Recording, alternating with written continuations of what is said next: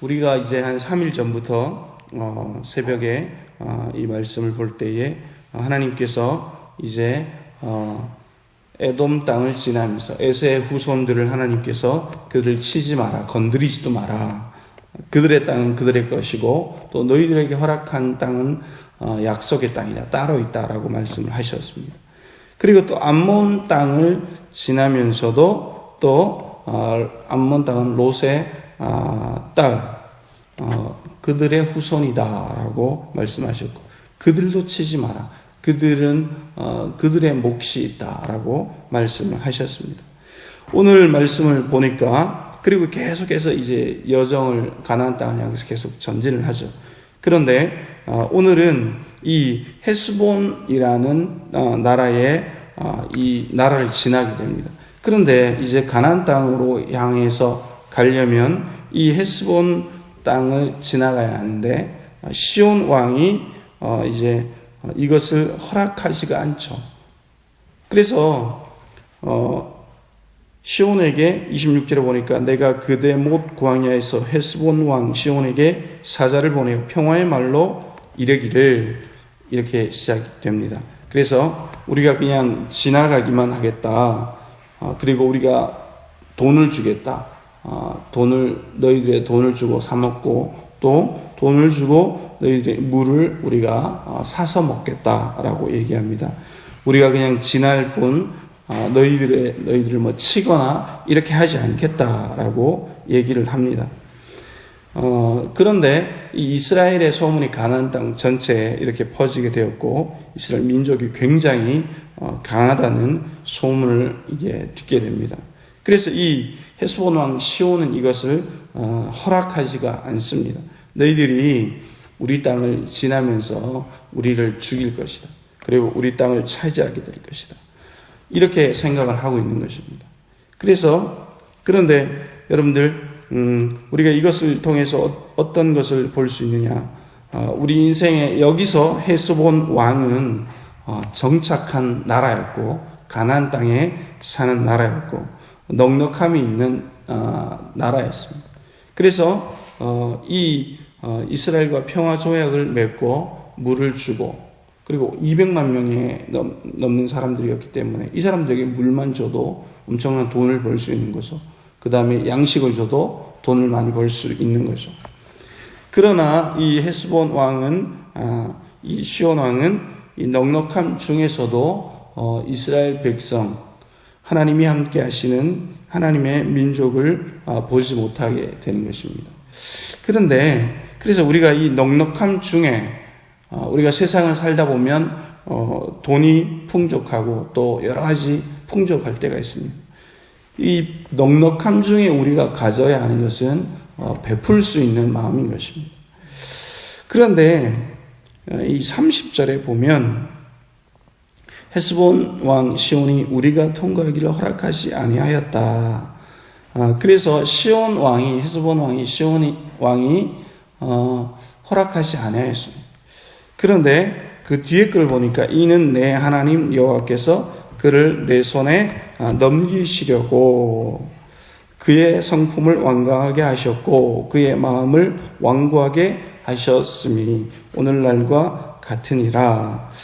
여러분, 그래서 하나님께서 왜 악한 자를 그냥 가만히 놔두시느냐, 악한 자는 잘 먹고 왜 잘 살게 하시느냐, 이렇게 우리가 생각될 때가 있습니다. 악한 자들은 왜 자꾸 계속 잘 먹고 잘 사는데 하나님은 심판하지 않으십니까? 그런 것을 보면 그 답이 오늘 나오는 것입니다. 이는 내 하나님 여호와께서 그를 내 손에 넘기시려고 그의 성품을 완강하게 하셨고 그의 마음을 완고하게 하셨습니다. 여러분, 이스라엘 백성이 출애굽을 할 때 바로 왕을 이렇게 보면 10가지 재앙을 쏟아부을 때 그 출애굽 사건을 자세히 읽어보면 하나님께서 바로 왕을 완고하게 하셨다라는 말씀이 나옵니다. 하나님께서 악한 자들을 멸망시키기 위해서 그냥 가만히 기다리시는 시간들이 있습니다. 그럴 때는 하나님께서 심판하지 않는 것이 아니라 그들에게 시간을 더 주는 겁니다. 기다리시는 겁니다. 그런데 더 기다리시고, 그리고 되지 않으면 그 사람이 하나님의 뜻대로 살지 않고 돌아오지 않으면 하나님께 심판하실 때가 있습니다. 우리가 이제 그것을 영적으로 잘 깨달아야 합니다. 이 시온 왕은 자신이 넉넉함이 있고, 그리고 이스라엘 백성들은 이제 광야를 지나가는 사람들이었고, 자기들은 그래서 넉넉함이 있었고 물과 양식을 줄 수 있었지만 그렇게 하지가 않죠. 그리고 이제 나중에 멸망을 하게 되는 거죠. 그래서 이 작은 것을 이스라엘 민족과 또 비교해 봤을 때 이 자기의 넉넉함을 지키려고 하다가 모든 것을 나중에 잃게 됩니다. 그래서 우리가 넉넉함이 있을 때 어떻게 해야 되냐? 우리의 모든 것을 가지고 우리는 하나님의 영광을 드러내야 하는 것입니다. 오늘날 우리가 살아가면서 내가 넉넉할 때 하나님께서 내 인생 가운데 넉넉함을 채워주신 이유가 있습니다. 하나님께서 나를 인도해 주신 이유가 있죠. 그러면 그것을 가지고 하나님의 사역을 하라고 하나님께서 넉넉하게 하시는 것입니다. 그래서 하나님께서 하나님의 사역을 하지 않으면 그것을 또 촛대를 옮기실 때가 있습니다. 그래서 우리 삶의 모든 과정을 보면 어떤 물질의 넉넉함, 또 우리의 삶의 넉넉함, 또 사람의 넉넉함, 또 마음의 넉넉함이 있을 때 하나님께서 나에게 맡겨주신 영혼들을 위해서 그것을 나누고 또 사역을 감당해야 하는 것입니다. 그래서 하나님께서 이 시온 왕을 이스라엘 백성들에게 넘기시려고 완강하게 하시고 마음을 완고하게 하셨다. 이것은 하나님께서 계속 기다리시는 겁니다. 기회를 주시는 것입니다. 여러분, 그래서 또 이제 33절에 보니까 우리의 하나님 여호와께서 그를 우리에게 넘기심에 우리가 그와 그의 아들들과 그의 모든 백성을 쳤다. 그래서 결국 이제 전쟁이 일어나게 되죠. 그때 34절에 그때 우리가 그의 모든 성읍을 점령하였다. 그의 각 성읍을 그 남녀와 유아와 함께 하나도 남기지 아니하고 진멸하였다. 어린아이까지 이렇게 진멸하게 되는 것입니다. 그런데 어쩌면 이스라엘 백성이 많았기 때문에 이 사람들을 다 잡아서 또 포로로 또 쓸 수도 있었습니다. 노예를 삼아가지고 쓸 수도 있었죠. 그런데 가나안 백성을 점령합니다. 점령해서 사람들을 다 죽입니다. 사람들을 다 죽입니다. 가나안 전쟁의 특징이죠. 하나님께서 다 진멸하라라고 이야기를 합니다. 그리고 35절에 보니까 다만 그 가축과 성읍에서 탈취한 것은 우리의 소유로 삼았다라고 말씀합니다. 가축과 탈취한 것만 소유로 삼는 것입니다. 왜 이렇게 하느냐? 이렇게 하는 이유가 있습니다. 그것은 뭐냐? 하나님께서 경건한 백성을 계속 유지시키기 위해서 이렇게 하시는 겁니다. 다 진멸하라고 하는 것입니다. 가나안 땅에 이스라엘 백성이 들어가서 정복 전쟁을 하다가 가나안 백성을 다 진멸하지 못했던 경우가 많이 있죠. 그래서 나중에 어떻게 되느냐? 혼혈족이 생기게 됩니다. 이스라엘 백성과 가나안 땅의 사람들이 같이 결혼하고 아이를 낳고 해서 혼혈족이 생겨가지고 가나안 땅의 이방신이 또 다시 이스라엘 백성들에게 들어오는 결과를 낳습니다. 그래서 경건한 백성이 후손들이 생기지 않고 신앙적으로 굉장히 문란해져 버리는 것입니다. 그래서 하나님께서는 모든 가나안 정복 전쟁할 때 진멸하라라고 말씀을 하는 것입니다. 이 부분에서 어떤 것을 우리가 또 볼 수 있느냐, 묵상할 수 있느냐, 그것은 바로 자족함의 형성인 것입니다. 하나님께서 우리에게 이 세상을 살아가면서 교회가 세상 가운데 마을 안에 있죠. 교회가 도시 안에 있죠. 교회가 산속에 있지 않죠. 어떤 종교는 산속에 있죠. 세상과는 완전히 동떨어져 가지고 돌을 닦죠. 그러나 교회는 읍내에 있고 시내에 있고 또 또 도시 안에 있습니다. 왜 그렇게 하냐? 이유가 있습니다. 그것은 바로 도시를 사람들 안에서 도시와 읍내와 이 군 안에서 사람들의 영성을 깨우라는 사명이 있기 때문입니다. 그런데 사명을 감당해야 되는 제자들이 사람들과 섞여 살면서 자신의 경건함을 잃어버리면 그냥 함께 이렇게 우상을 섬기고 섞여버리게 되는 것입니다.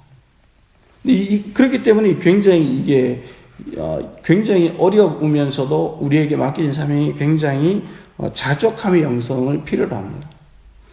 그래서 우리가 이 새벽에, 피곤한 새벽에, 사실은 새벽 시간은 굉장히 피곤한 시간이죠. 피곤한 새벽에 와서 우리가 기도하고 또 가서 일을 한다는 것은 어렵죠. 보통 직장 생활하는 사람들이 새벽에 일어나서 기도하고 또 가서 직장 생활을 하면 굉장히 육체적으로는 힘든 것입니다. 그러나 이 깨어있는 영성이 없으면 하나님의 사명을 사실은 감당할 수가 없습니다. 도시에 이 젊은 많은 사람들이 일을 하다가 지쳐가지고 신앙생활을 못하는 경우가 너무나 허다합니다. 그리고 환경이 이제 코로나 사태다. 지금 환경이 이렇다. 우리 예배를 조금 쉬자. 그렇게 말씀하시는 분들이 너무나 많아요. 요즘 시대에. 하나님께서는 어떤 상황 가운데서도 하나님 앞에 늘 경건하고 신앙을 유지하고 깨어있는 영성으로 사역을 감당하기를 우리에게 원하시는 것입니다. 그래서 우리가 그냥 돈을 많이 벌고 그냥 열심히 살고 우리의 자녀를 열심히 가르치고 그냥 그것만 다 해버리면 우리는 하나님께서 우리에게 허락하신 그 사역을 감당할 수가 없습니다. 그러면 세상 사람들과 다를 게 없는 거죠. 열심히 돈을 벌고 열심히 집을 사고 열심히 차를 사고 뭐 이런 것과 별 다를 바가 없는 거죠. 그러나 우리에게 원하시는 것은 우리가 순례자의 삶을 살고 있다. 우리의 머무를 곳이 이 땅이 아니라 영원한 천국이 있다. 그곳을 가기 위해서 우리는 순례자의 삶을 사는 것이고 우리의 사명을 늘 감당하면서 이 지역사회에 깨어있는 영성, 깨어있는 제자가 되어야 한다. 그래서 여러분 우리에게 정말로 필요한 것은 뭐냐면 다 취하면 안 되는 것입니다. 다 취하면 안 되고 취할 것은 취하고 하나님의 뜻대로 자족해야 하는 것입니다. 이 자족한다는 것은 바울이 나는 자족함을 배웠다라고 그의 삶을 살면서 이렇게 고백을 하죠. 바울 같은 이 석학, 공부를 많이 한 사람, 바울이 세상의 지식도 많이 알고 있었죠. 공부를 많이 했기 때문에. 그래서 가서 세상 사람들을 상대로 강의를 하거나 그러면 사실은 돈을 많이 벌 수 있었어요. 그런데 사도 바울은 그냥 이 천막, 텐트 만드는 일을 해서 생활을 하면서 복음을 전했죠. 계속 지역을 돌아다니면서 순례 전도자가 되어서 그렇게 복음을 전했죠. 그것은 자족함의 영상인 것입니다. 세상의 것을 가지고 다 채울 수도 있었지만 할 수 있었지만 하지 않았다는 것입니다. 그것은 제자들에게 반드시 필요한 것입니다. 하나님의 사명을 감당하는 목회자에게도 반드시 필요하고 하나님의 사역을 감당하는 평신도 지도자들에게도 반드시 필요한 것입니다. 자족함의 영성, 모든 것을 내가 가질 수 있지만 다 가지지 않는 것입니다.